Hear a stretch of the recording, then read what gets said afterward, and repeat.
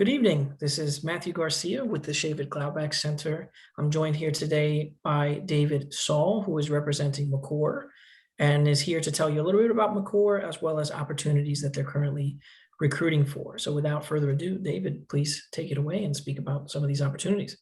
Okay, so thank you, Matthew, first of all. I appreciate you organizing this.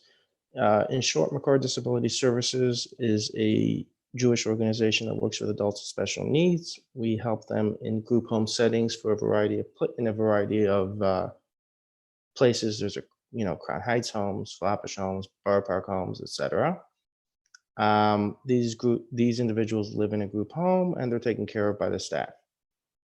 In short, we are looking to hire more staff. There are a variety of flexible schedules. There's Sundays, there's during the week, there's Shabbosim, and yeah. So that's pretty much it. Aside from the YU work study program, which also is a separate thing. There's Jumpstart, CBA. There's a bunch of different opportunities that are available.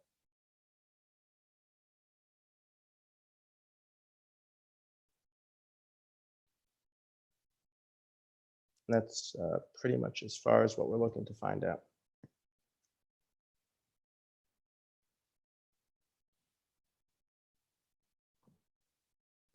Awesome. Thank you. So can you tell us a little bit maybe about how the experience is for people who are in direct support professional roles or specifically in the roles that you're currently recruiting for?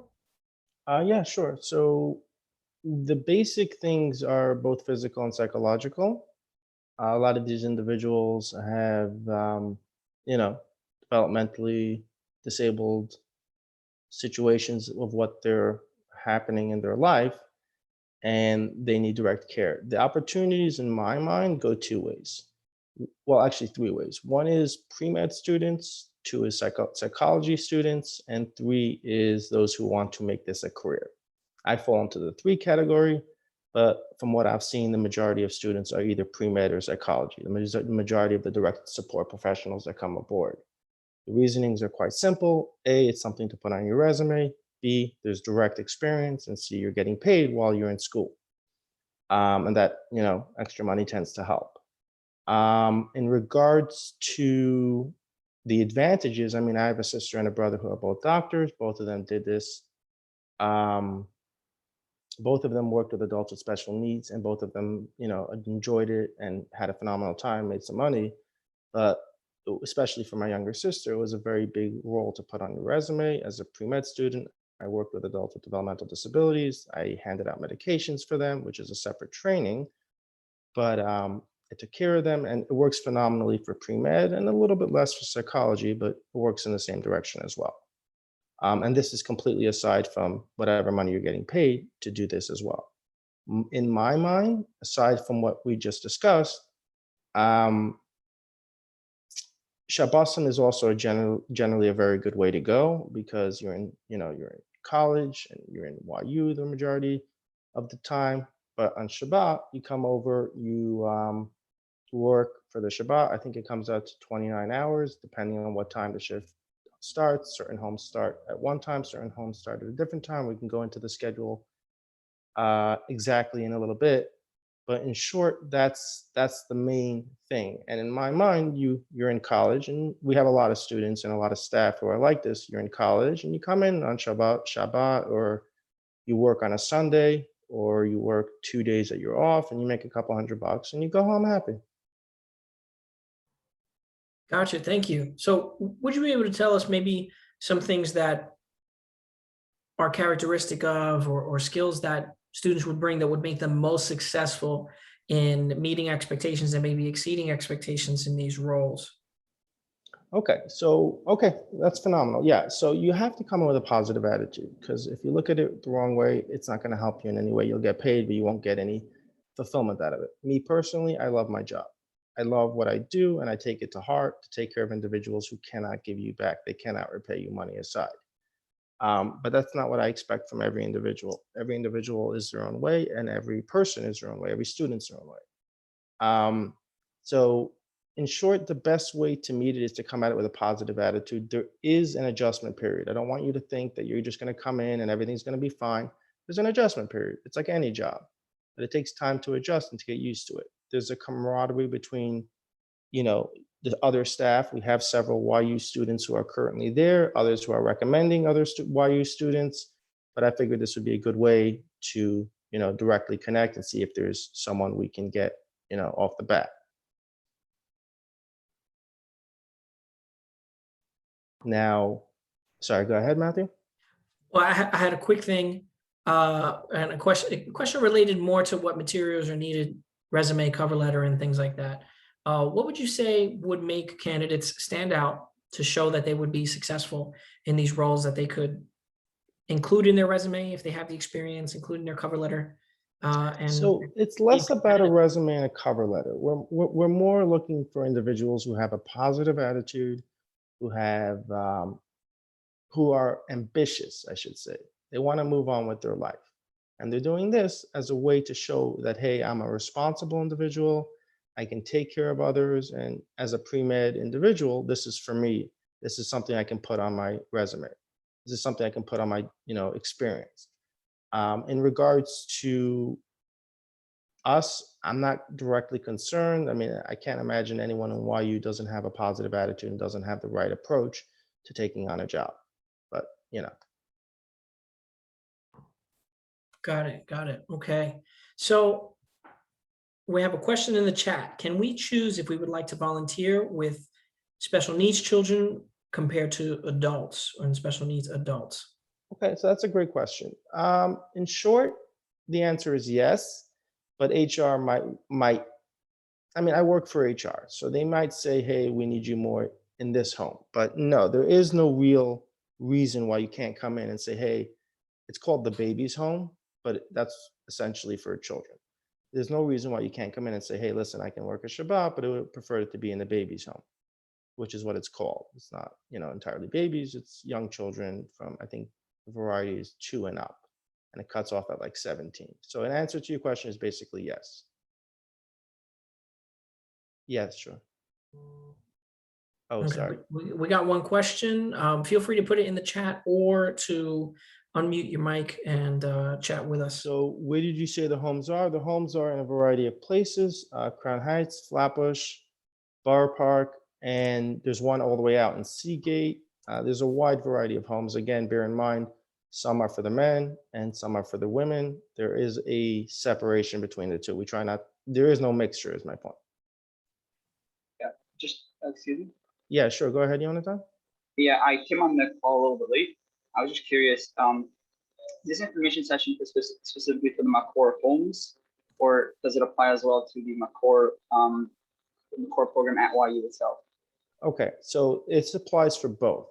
There is a availability, from what I understand about the Makor YU program, is you can apply for that, and I believe you actually make $3 more. This is a program run by Dr. Glicksman, and I believe it's $3 more for 15 hours, and you could just do those 15 hours. I was referring to the homes in Borough Park, Flatbush, and Crown Heights, and Seagate. That's what this session is primarily about. Yeah. But if you're interested in the YU workspace work study program, that's fine as well. And I would just run it through HR and say, hey, this gentleman, Jonathan, is interested in that program, and you would just work those hours. Because I already spoke with Dr. Gutzman a little bit about it. So I was just thinking in terms of like practically, that would be a better way to move forward to speak with him personally, I would imagine. I'm sorry? I was saying I already spoke to Dr. Gutzman a little bit about this. Okay.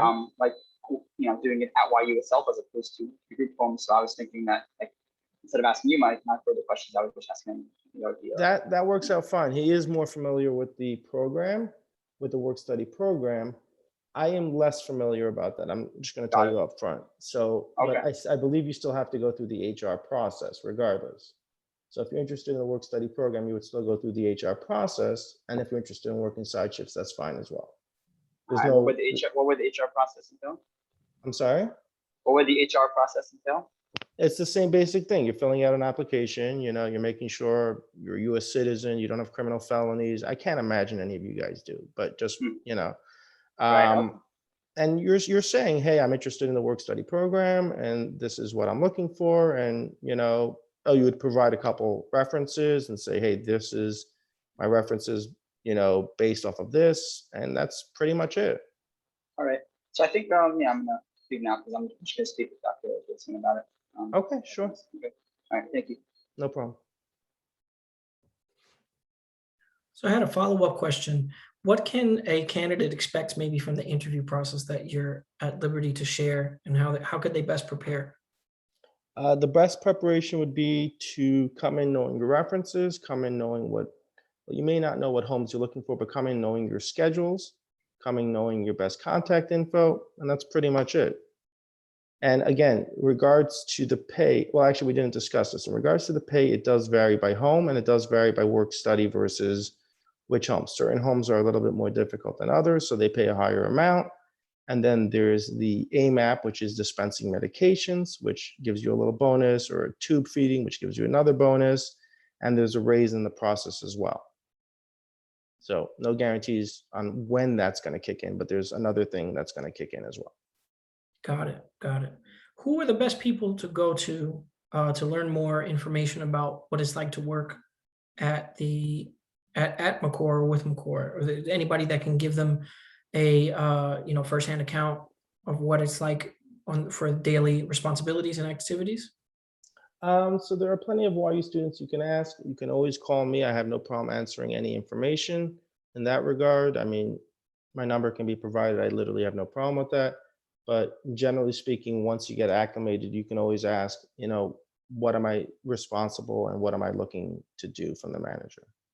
If that answers your question. I didn't fully get what you were asking, Matthew. Yeah, more well, we do have a hand raised, so I want to give them the floor.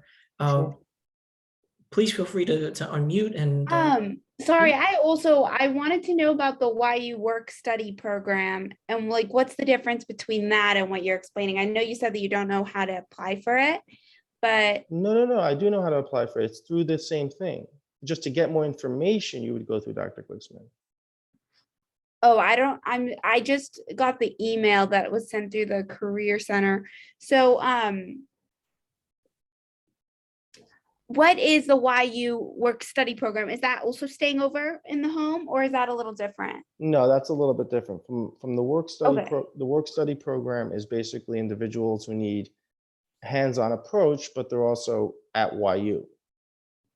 So they're at YU and you're just helping them out for whatever help they may need, not like how do I explain this? Not like a hands-on approach. These are high-functioning individuals. Okay. Yeah, so if you're at YU and you want to do the work study program, that's fine as well. You'd be going through the same HR process, but Dr. Glicksman, I don't have as much information on the work study as I do regarding working in the homes. But if you're Okay. interested in that, by all means, I can find out a little bit more for you. Yeah. Would I email the email on the flyer? Yeah, well, there's a QR code. You would just scan it with any QR code you want, or you can just email HR. Yeah, or I'll give them a email. call and just say, I'm interested Okay. in the work study program. What do I need to do to participate? What do I need to do for the next steps? And they'll just contact you and take it from there. Okay, I will do that. Thank you so much. No problem. Okay, I think I'm gonna head out because you answered all my questions. Not a problem. Thank you so much for participating.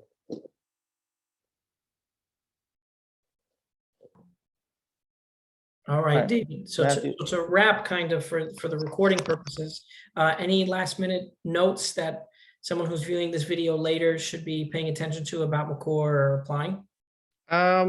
Not really, other than if you're interested, just give the flyer a quick scan. It'll ask you for your basic info. I'll follow up with you to make sure everything goes smoothly. It'll ask you what shifts you want to work and the schedules, and we'll just take it from there. Excellent. All right, David, thank you for your time. Really appreciate it. Thank you so much for setting it up, Matthew. Anytime.